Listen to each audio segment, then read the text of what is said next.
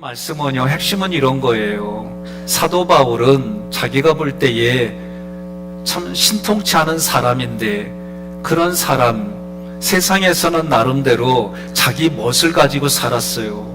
히브리인 중에 히브리인이고 로마 시민권이 있었고, 그 당시에 유명한 가브리엘 문화생으로 율법에 정통한 자였고, 세상 말로 스펙으로 말하면 아쉬울 게 없는 사람인데, 하나님 앞에 보니까 자기는 별 볼 일 없는 존재라는 거예요. 그런 존재에게 예수님이 찾아오셔서 하나님의 마음을 알려주시고, 예수가 이 땅에 오신 비밀이 무엇인지 깨달아져서 그 깨닫게 해주신 하나님이 자기를 다시 사도 바울로 세워줬다는 게 그리스도의 풍성함이고 하나님의 은혜이고, 이것은 어떻게 감당할 수 없는 자기의 몫이지만 이제부터는 이것을 자랑으로, 이것 때문에 자기가 살아가는 삶의 근거로 이야기하는 거예요. 이 말씀을 가지고 저는 세 가지 대주제로 얘기를 나누려고 그래요. 첫째는 어떻게 일꾼이 되었을까? 일꾼이 된다는 것이 어떤 의미일까? 두 번째는 그 일꾼은 부름받아서 일꾼이 됐는데 무슨 일을 하느냐? 세 번째는 일꾼으로 산다는 것은 어떤 목적을 가지고 살아가는 거냐? 이 세 가지 말씀으로 오늘 본문의 말씀을 나누려고 그래요. 첫 번째는 어떻게 일꾼이 되었느냐? 7절, 이 복음을 위하여 그의 능력이 역사하시는 대로 내게 주신 하나님의 은혜의 선물을 따라 내가 일꾼이 되었노라. 아멘. 제가 1부, 2부 말씀을 전하다 보니까 길어요. 그래서 줄이느냐고 중간중간 삭제하는 거니까 눈치껏 넘어가셔. 은혜 중에 은혜는 시간이 짧은 거리야. 아멘 안 하면 길게 하려고 그랬어요. 구약은요, 하나님의 능력을 위하여, 이게 구호예요. 그런데 신약은 복음을 위하여. 복음은 누구냐? 예수 그리스도예요. 그러니 이 복음을 위하여라는 얘기는 내가 그리스도를 위하여 그의 능력이 역사하시는 대로, 이 얘기는 하나님의 능력이 내 안에서 활동해가지고 내 안에 뭐가 있느냐? 감격이 있고 감동이 있다. 그럼 무엇에 대한 감격과 감동이냐? 하나님이 나에게 베풀어 주신 은혜 때문에, 죄에서 나를 구원해 주셔서 이것을 생각하면 감격이 있고 감동이 있다, 그런 얘기예요.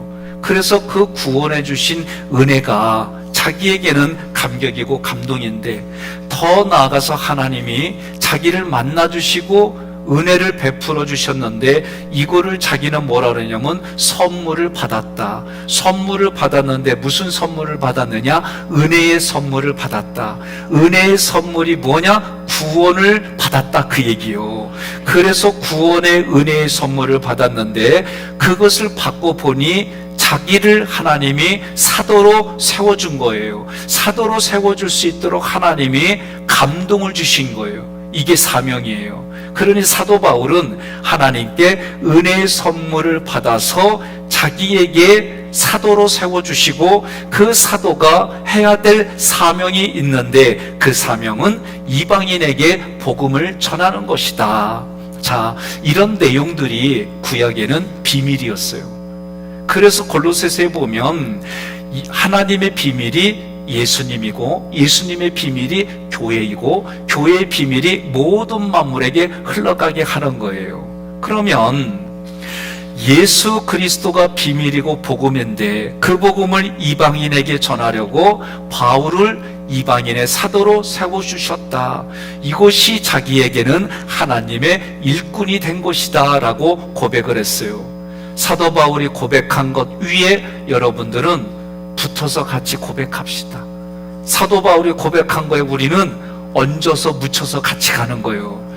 무슨 말이냐? 사도 바울이 그 고백할 때마다 나도 그게 아멘이요.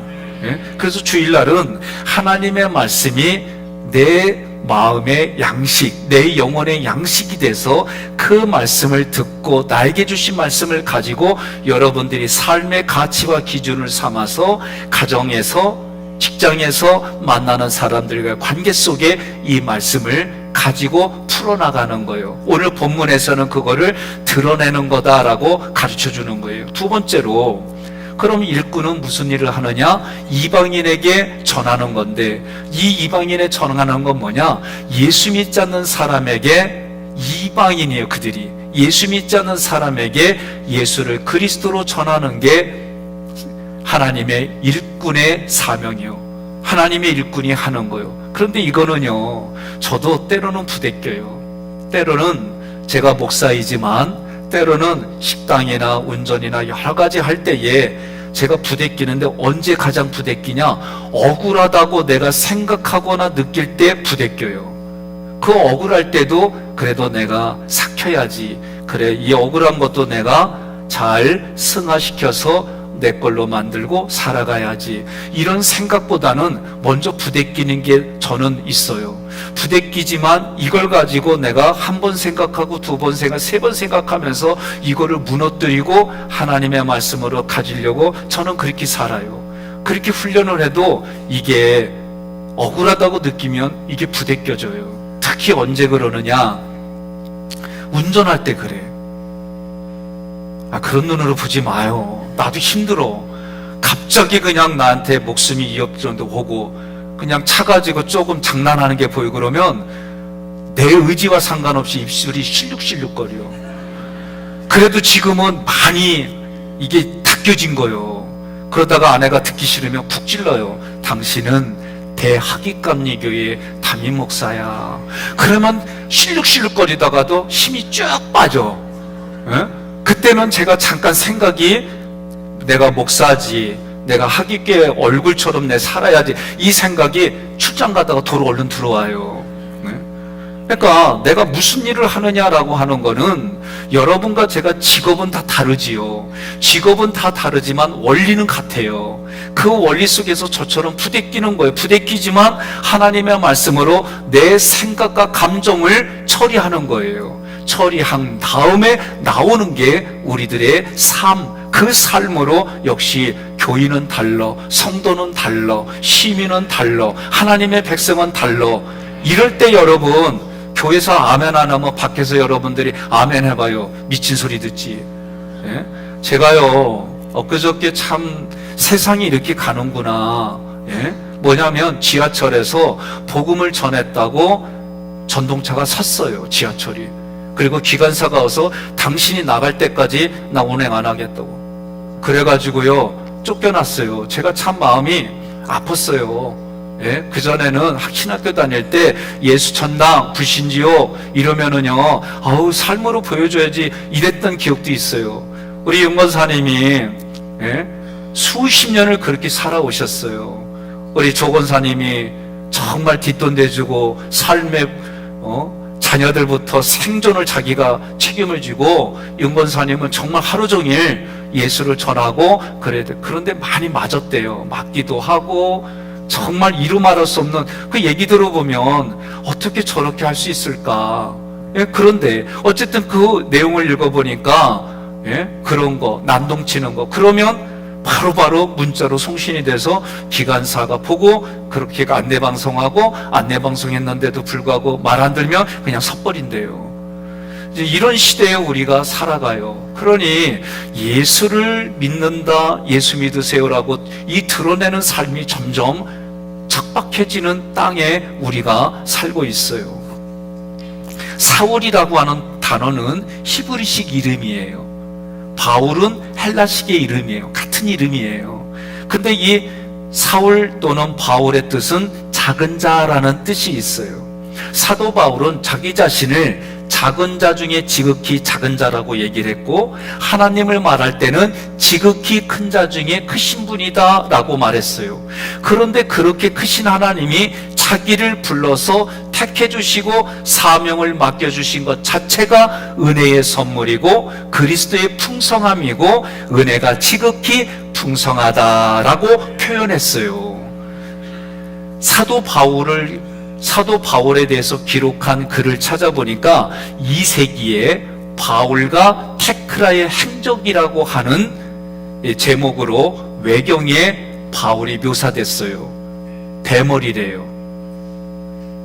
다리가 휘었어요. 우리 동네는 오다리라고 그래요. 눈썹은 일자 눈썹이에요. 서로가 거의 맞닿아 있대요. 코는 매부리 코래.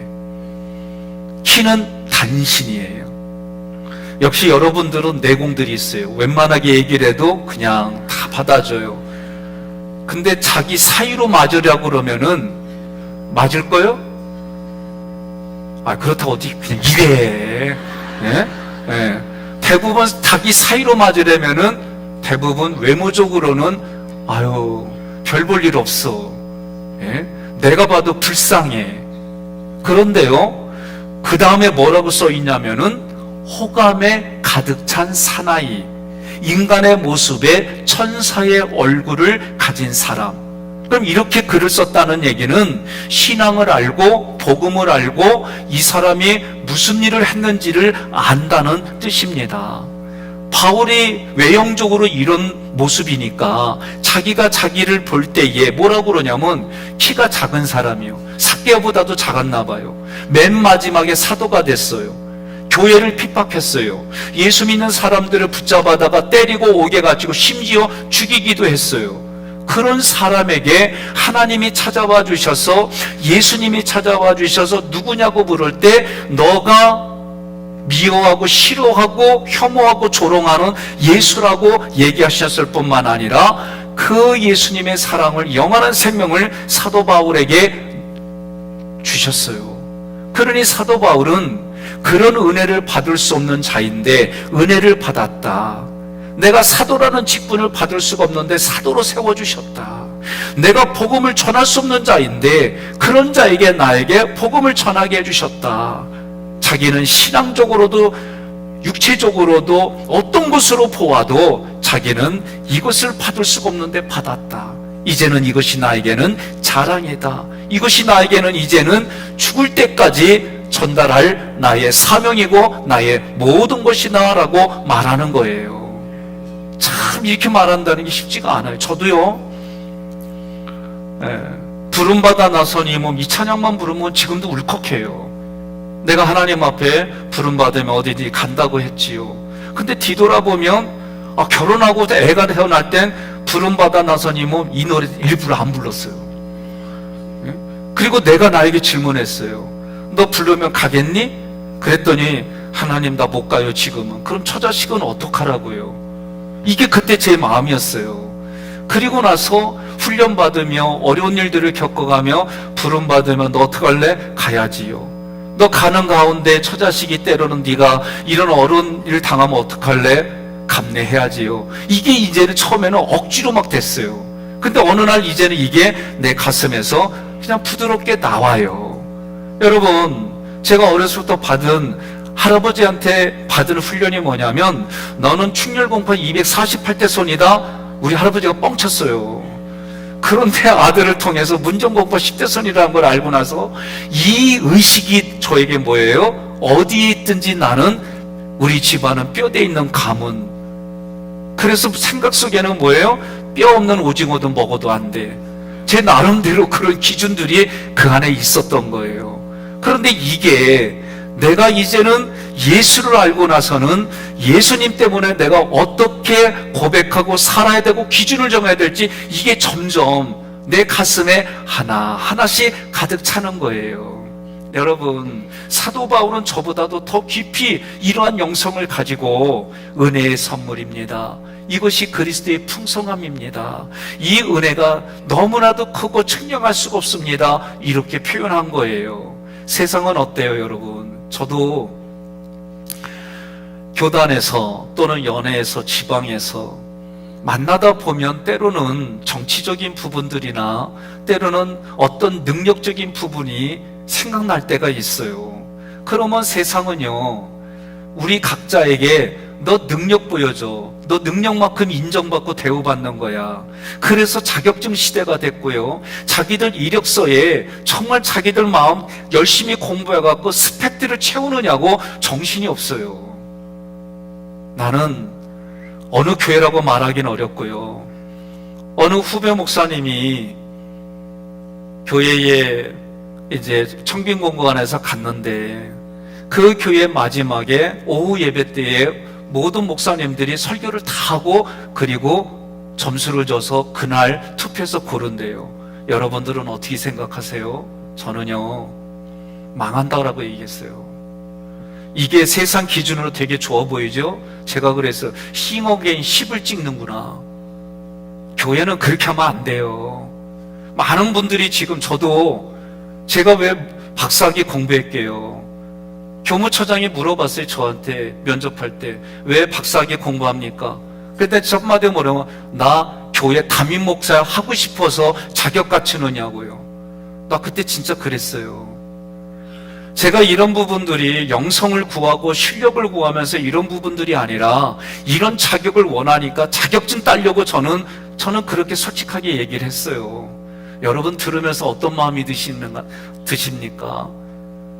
세상에 필요한 부분들, 지식이나 많은 부분들 갖춰야지요. 갖추지 말란 얘기는 아니에요. 그러나 그런 것들로 모든 것을 판단하고 그걸 가지고 대우해주는 그런 시대에 우리는 그런 일들이 교회 안까지 들어왔어요. 여러분, 인정받으려고 얼마나 몸부림치세요. 저도 인정받으려고 몸부림쳐왔어요. 어느 날 이런 부분들보다도 더 소중한 게 무엇인지 깨닫게 해주시니까 이제는 이런 얘기를 조금은 마음이 편안하게 얘기를 할 수는 있지만, 참 세상에서는요, 인정받고 스펙을 쌓으려고 얼마나 노력들 하는지, 거기에 조금 마음만 잘못 섞으면 그냥 쉽게 자기의 생명을 내놓는 일들이 너무나도 많으니까 안타까워요. 우리나라에도 수십만 명의 청년들이 방에서 안 나오고 있대요. 이게 지금 우리나라 이 시대인데, 그래서 여러분 누굴 만나야 돼요? 예수님 만나야 돼요. 교회 오면 누구 만나야 돼요? 예수님 만나야 돼요. 좀 입을 벌려서 얘기해봐요. 교회 오면 누구 만나야 돼요? 예수님 만나야 돼요. 누구 불러야 돼요? 예수님 불러야 돼요. 왜? 예수님 자체가 풍성함이란 얘기는 모든 게 거기에 다 갖춰져 있다는 얘기예요. 누구에게든지 이걸 주시겠다는 거예요.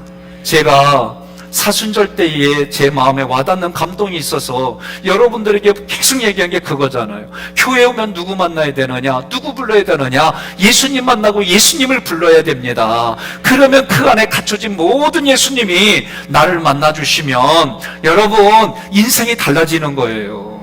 교회 와서 예수님 만나고 하기를 바랍니다. 예?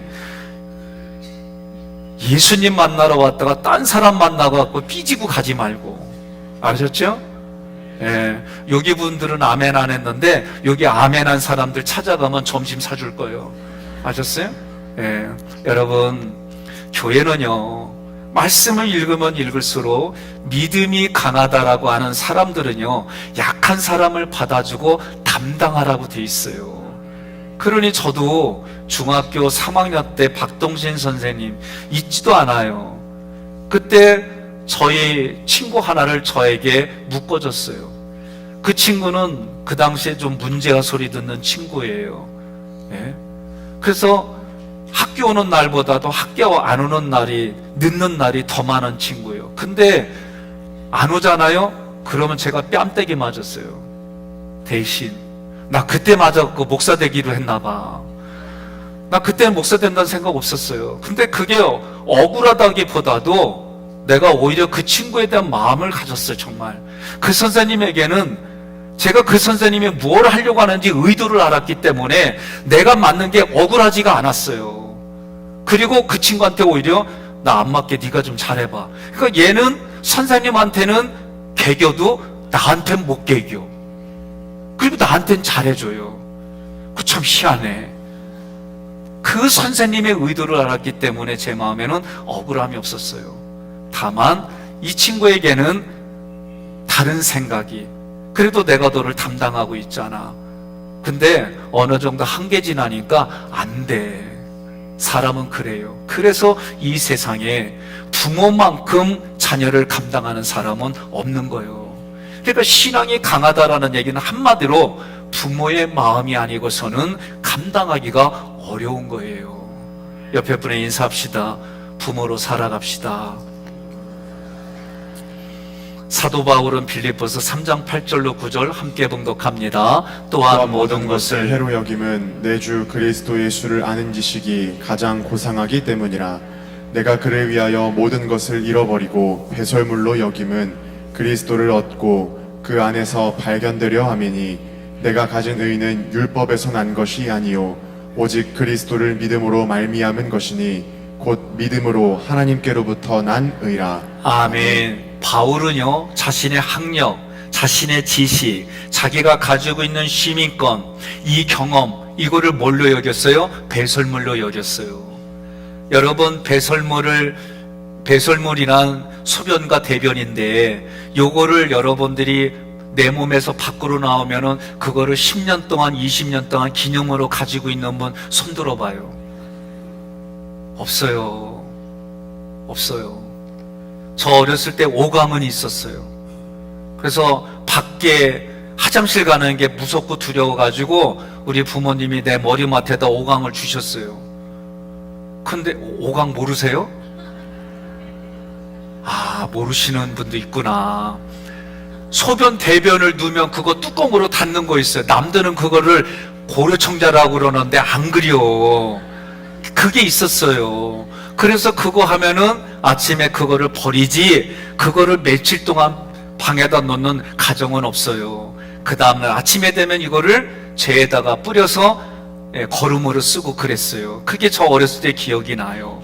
그러니 사도 바울은 아무리 자기가 소중했다 할지라도 그 소중한 게 예수님 만나고 나니까 배설물처럼 정말 버리고 그렇게 살으신 분이에요. 여러분, 왜 그럴까요?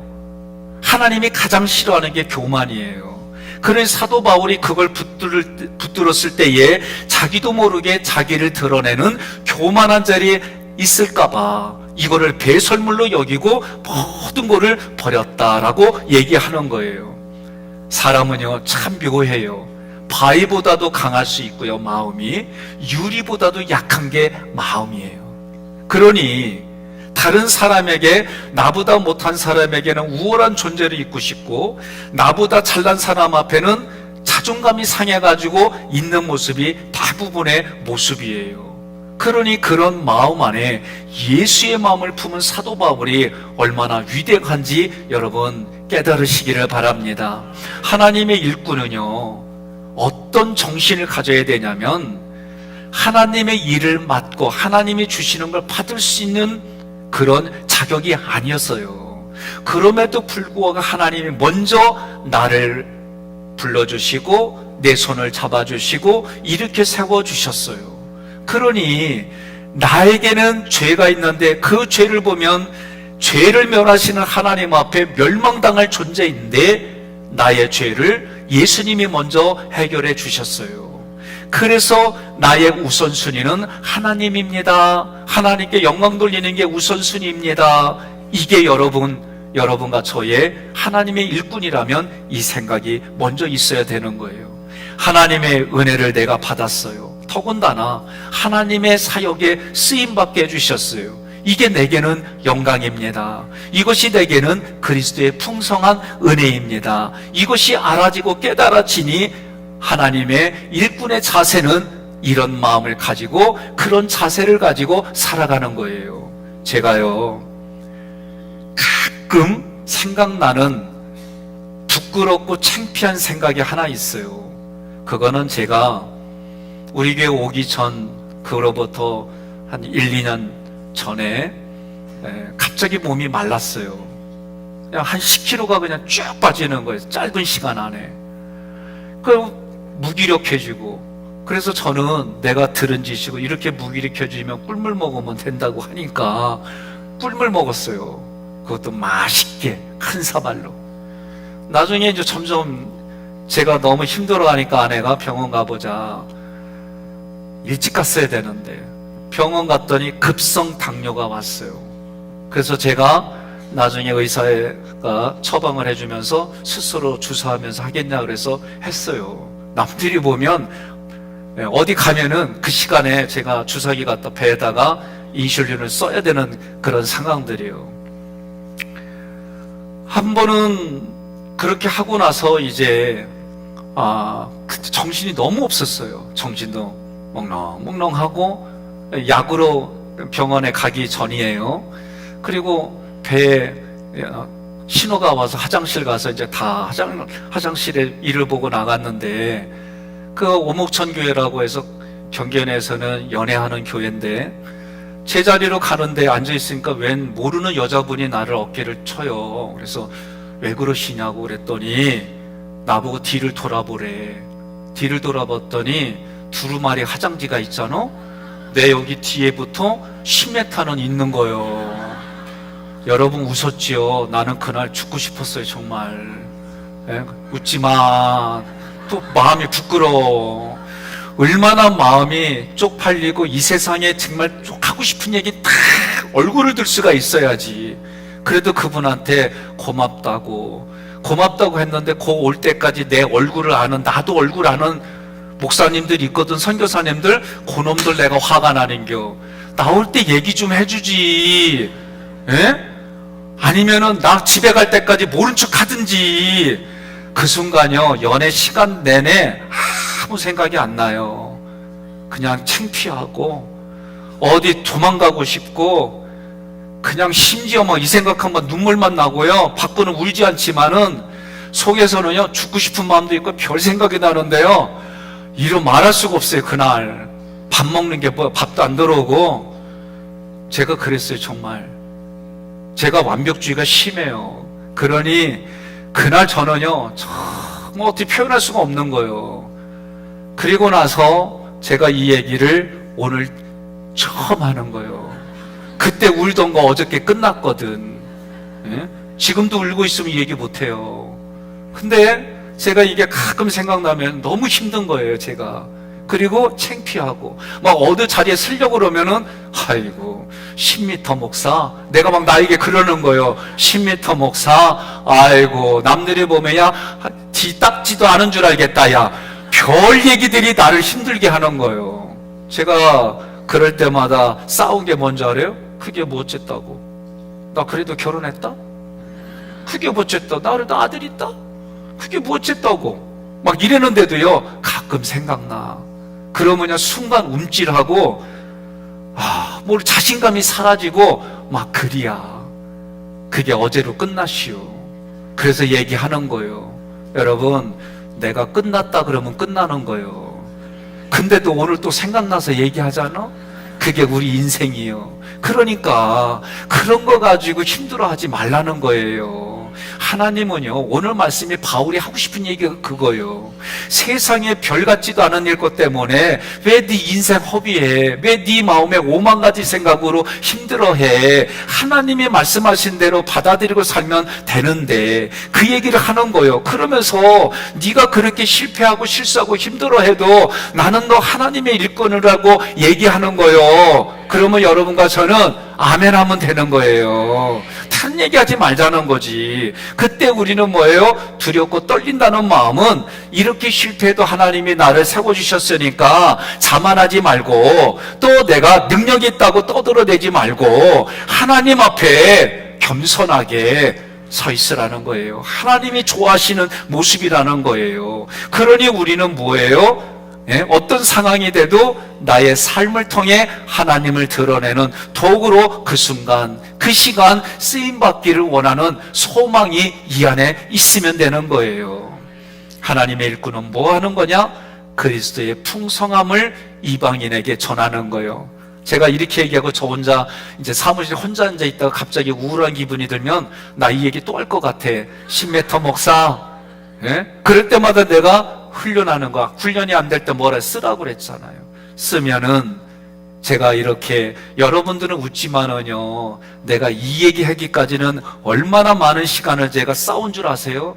이런 일들이 우리 각자에게 다 있는 거예요. 하나님의 일꾼은요, 그런 실패와 실수를 통해 그런 자리에 있는 사람을 위로하고 격려하고, 그래서 제가요, 도저히 이 생각 속에서 못 벗어날 때 생각을 거꾸로 생각해 봤어요. 이렇게 생각했어요. 야, 그래도 10m를 끌고 갔으니까 왕의 대관식일에 흰색으로 나는 간다야. 누가 이렇게 생각해? 나만. 또 하나는 뭔지 아세요? 야, 내가 그거를 내 뒷주머니에다가 분명히 필요할 때 쓰려고 넣었지만 이게 빠진 것으로 인해서 내가 조심하고, 내가 나를 아는 사람들은 나를 완벽하게 보려는데 그래서 딱딱하게 봤는데 저거 보면서 위로받겠다. 야, 쟤도 별 수 없구먼.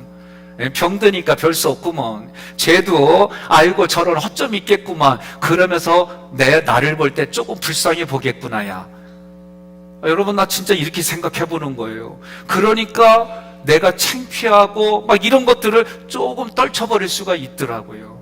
여러분, 우리 인생은 이와 같은데, 그런 나에게도 하나님이 풍성하신 그리스도가 찾아와 주셔서 만나게 해주시고, 알게 해주시고, 깨닫게 해주시고, 그리고 오늘도 이 자리에 세워주신 하나님께 그래서 감사한 거예요. 처음에 교회 와서 앉기만 하면, 기도만 하면 그냥 눈물이 흘렀어요. 그냥 하나님이 감사했어요. 모든 게 고마웠어요. 그리고 일에 묻히다 보니까 감사가 조금 출장 갔어요. 그래서 요새 다시 제가 불러드려서 하나님 감사해요. 고마워요. 하나님이 세워주셔서 제가 일 감당하게 해주시니 고마워요. 생명들이 다 그 수만큼 살다 가는데 다양한 사연들이 있는데 하나님 영혼을 구원해 주시고 그 영혼이 하나님께 은혜받아 그리스도에게 풍성함이 무엇인지 깨닫게 해주셔서 고마워요. 감사해요.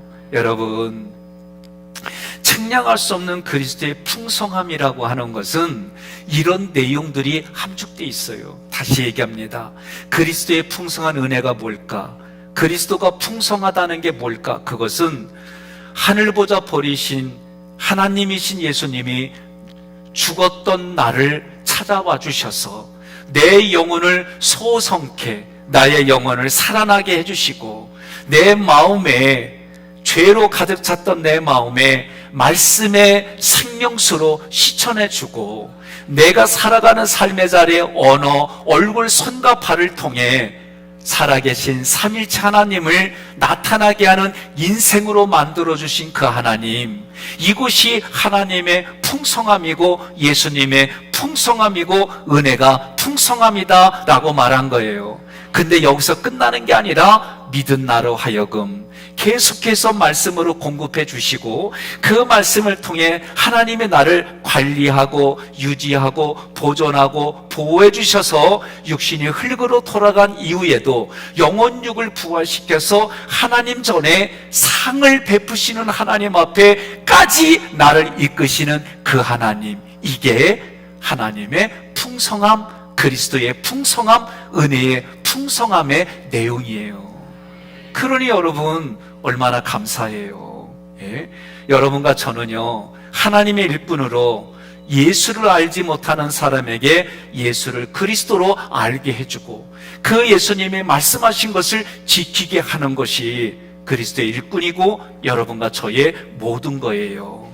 마지막으로 하나님의 일꾼이 일하는 목적이 뭐냐? 9절 함께 봉독합니다. 영원부터 만물을 창조하신 하나님 속에 감추어졌던 비밀의 경륜이 어떠한 것을 드러내게 하려 하심이라. 아멘. 내 안에 있는 것을 드러내게 하는 거예요. 성경의 구약에 보면은요, 내 아픈 것을 드러내서 치료하시는 하나님이라고 그랬어요. 그러니 내면의 아픈 것은 내 마음의 것을 하나님 앞에 토로해서 치료받으시고, 육신의 병이 우리가 요새는 드러나기 전에 건강검진 대부분 하잖아요. 그럼 그걸 통해서 여러분 육신 관리하고, 말씀은요, 내가 입술로 고백한 만큼 하나님이 입술을 열라고 해주시고, 내가 입술을 연 만큼 하나님이 채워주심을 믿으시기를 바랍니다. 에베소서 3장 2절에는 은혜의 경륜이라고 그랬어요. 이 은혜의 경륜은 사도 바울이 하나님을 믿는다는 이름하에 예수를 대적하고 예수 믿는 사람을 죽였어요. 그런 사울을 붙잡아서 만나주시고 불러주시고 세워주셔서 그에게 하나님의 은혜에 자기를 구원해 주신 이 섭리를, 경륜을 이야기했어요. 이거를 은혜의 경륜이라고 그래요. 그런데 비밀의 경륜은 한 생명들을 모아서 인류를 향한 하나님의 구원 계획이 비밀의 경륜이에요. 이 비밀의 경륜을 골로새서에서 이렇게 말해요. 26절로 27절 함께 봉독합니다. 이 비밀은 만세와 만대로부터 감추어졌던 것인데 이제는 그의 성도들에게 나타났고 하나님이 그들로 하여금 이 비밀의 영광이 이방인 가운데 얼마나 풍성한지를 알게 하려 하심이라. 이 비밀은 너희 안에 계신 그리스도시니 곧 영광의 소망이니라. 아멘. 예수가 나에게 소망이에요. 왜? 예수의 비밀이 오늘 말씀을 통해 여러분과 저를 통해 흘러가잖아요. 그래서 그 비밀이 모른 채 비밀로 이 땅을 사는 사람들은 하나님 앞에 갔을 때 지옥 가는 거예요.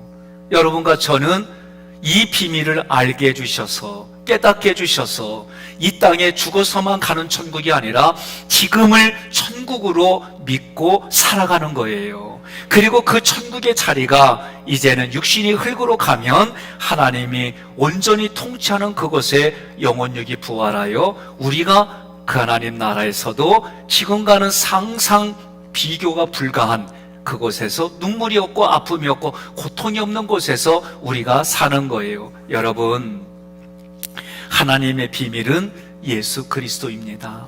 예수 그리스도의 비밀은 교회입니다. 교회는 예수의 피값으로 세워져서 그 교회에서 비밀이신 예수를 선포하는 거예요. 빛으로 오신 예수님이 자신을 드러냈고 오늘 우리는 우리 안에서 역사하시는 예수님을 드러내는 거예요. 비밀이 뭘까? 유대인과 이방인이 하나가 돼서 하나님의 상속자가 되고 하나님의 지체가 되고 하나님의 약속에 참여하는 자가 비밀이에요. 그래서 우리 교회에서는 이 비밀이 소망이신 예수 그리스도, 그 소망이신 예수를 담는 교회. 그렇다면은 실제로 우리들 삶에는 어떤 거예요? 큰 사람이, 믿음이 큰 사람이 작은 사람을 품어주는 거예요. 둘이 싸웠다는 얘기는 똑같다는 얘기예요. 큰 사람이 참아주는 거예요. 옆 사람에 인사합시다. 당신이 큰 사람입니다. 예수님이 뭐라고 그래요? 새롭게 만들어 주셨다라는 표현을 했어요. 새롭다라는 얘기는 교회 안에서 여러분과 제가 새로운 피조물로 살아가는 거예요. 그게 함께, 저거 읽을 거예요. 함께. 이게 하나님이 말씀하시는 소망스러운 교회인 거예요. 오늘 여러분과 제가 직분자로 세움을 받았습니다. 비밀의 경륜을 드러나는데 여러분과 저의 마음속에서 예수가 드러나는 거예요. 그 예수를 드러나고 사망의 왕, 마귀의 일, 모든 것들은 폐하러 오신 예수님처럼 우리가 하는 거예요. 제가 지난주 토요일 날 이런 말을 했어요. 선교 회장님들이 다 모였어요. 제가 단호하게 얘기했어요. 원망불평하거든 학위교에서 쫓아내라고 그랬어요. 왜 그런 얼굴로 봐요? 다 듣고 얘기해요. 제가 교회에서 원망불평하거든 그냥 쫓아내라고 그랬어요. 그리고 나는 그 집 앞에 가서 사랑 많은 학위교회로 오세요. 서 있는다고 그랬어. 내가 다 책임진다고 그랬어요. 여러분, 무슨 말인지 알아들으셨잖아요. 우리가 함께 세워지고 함께 지체가 되고 함께 약속에 참여하는 자가 되려면 큰 사람이 받아줘야 되는 거예요. 이게 성경의 원리예요. 10절 함께 봉독합니다. 이는 이제 교회로 말미암아 하늘에 있는 통치자들과 권세들에게 하나님의 각종 지혜를 알게 하려 하심이니. 아멘. 자, 다시 한번 10절 있습니다. 이는 이제 교회로 말미암아 하늘에 있는 통치자들과 권세들에게 하나님의 각종 지혜를 알게 하려 하심이니. 아멘. 이 말은요, 이제 이는 교회로 말미암아, 이 얘기는요, 지금부터 오직 교회에서만 예수가 증거된다, 그 얘기요. 다른 데서는 예수를 그리스도로 고백하지 않아요. 교회만 비밀이신 예수를 증거하는 거예요. 그 다음에 하늘에 있는 통치자들과 권세들이라고 그랬어요. 이 얘기는 천사들을 말해요. 천사들은 몰랐어요. 뭘 몰랐냐면 하나님께 피조된 천사들은 인간보다도 탁월한 존재예요. 그러나 우리는 하나님을 왕이라고 할 때에 가장 가까운 조선시대를 보면은요, 왕이 있고 왕의 후계자가 세조예요. 문무 대신이 있는데 이들보다도 경험이나 학식이나 체력이나 무력이 약해요. 그런데도 이들이 세자에게 어떻게 해요? 경어를 쓰고 예우를 갖춰요. 이유가 뭐예요? 왕의 자녀이기 때문에 그런 거예요. 하나님이 천사들은 우리들에게 문무 대신과 같아요. 우리를 부리고 우리들에게 섬기는 영이에요. 우리가 부리고 그들은 우리를 섬기게 하나님이 만드셨어요. 우리보다도 탁월한 존재예요. 그런데도 불구하고 이 피조물들이, 하나님이 만든 인간들이 하나님께 영광 돌리는 게 자기도 영광을 받고 싶은 거예요. 그래서 아담과 하와를 유혹했어요. 넘어갔어요. 하나님 나라에서 쫓겨났어요. 쫓겨난 이 아담과 하와를 하나님 어떻게 해요? 다시 하나님의 나라로 부르려고 예수를 보내주신 거예요. 그런데 그 예수를 거절한 사람들은, 끝까지 거절한 사람은 영원한 형벌에 처하는 거예요. 그런데 마귀하고 사단이 어떤 마음이냐면요, 마귀하고 사단은 회개의 기회가 없어요. 하나님은 그들에게 영원한 형벌에 처했어요. 그러니까 자기들은 인간보다도 뛰어난 존재인데, 인간들은 하나님이 회개라는 기회를 주시고 자기들에게는 그 기회를 안 주니까 어떻게든지 수단과 방법을 가리지 아니하고 예수 믿는 사람들을 어떻게든지 간에 자기하고 길동무해서 지옥 가려고 하는 거예요. 우리는 어떻게 해요? 어떻게든지 예수 믿게 해서 하나님께로 돌아오게 만드는 거예요. 이게 여러분과 저의 삶이에요. 그러니 타락한 천사들은 이거를 몰랐기 때문에 자기들이 전부인 줄 알았지만 그들은 하나님이 어느 일정한 시간이 지나면 지옥으로 다 보내는 거예요. 두 번째는요, 천사들도 몰랐던 두 번째 비밀은, 지금 하나님 앞에 대제사장이 세움을 받아서 성막으로 들어가요. 번제단 앞에 들어가는데 아무 때나 들어가는 게 아니에요. 1년에 한 번. 그런데 그 들어가는 그 길에 휘장이 막혀 있어요. 예수님이 십자가에 죽으심으로 이 휘장을 위부터 아래로 찢으셨어요. 그래서 어떻게 해요? 그 휘장이 찢어진과 동시에 예수님 안에서 어떤 비밀이 있냐면 유대인하고 이방인하고 하나가 되게 해주셨어요. 이 얘기는 뭐냐면은, 그러면 유대인의 성을 따를 거요, 이방인의 성을 따를, 이런 의미가 아니에요. 새로운 피조물이다라고 성경이 말하는 거예요. 다시 말하면 우리가 예수님 안에서 만나면 우리는 다 새로운 피조물인 거예요. 그거를 성경적인 용어로 하나님의 권속, 하나님의 가족이라고 얘기하는 거예요. 그러니 우리가 가족끼리는 싸워도 어떻게 해요? 예? 부부가 아침에 어쨌든 싸워도 어떻게 해요? 그렇지요. 한 이불을 자고. 싸워도 밥을 어떻게 해요? 같이 먹고. 그러니까 우리 가족끼리는 뭐예요? 성경적으로 얘기를 하니까 저녁까지 그걸 가져가지 말라고 하잖아요. 옆 사람에게 앞뒤좌우로 인사하겠습니다. 우리는 하객교회에서 가족입니다. 그리고 얘기해요. 한 번 더 얘기해요. 가족입니다. 그러면 가족이 된 기념으로 내가 밥 살게 그러세요. 왜 안 해요? 또 그거 하라면. 참나. 예? 가족은 뭐예요? 그렇게 사는 거예요. 싸울 수도 있어요. 서로 부대낄 수도 있어요. 가족은 저녁이 되면 같이 자잖아요. 아침이 되면 같이 밥 먹고. 이게 가족이요. 나 아멘 할 때까지 가족이란 얘기 할 거예요. 가족은 어떻게 되는 거예요? 따라하겠습니다. 함께 후사가 되고, 함께 지체가 되고, 함께 약속에 참여한다.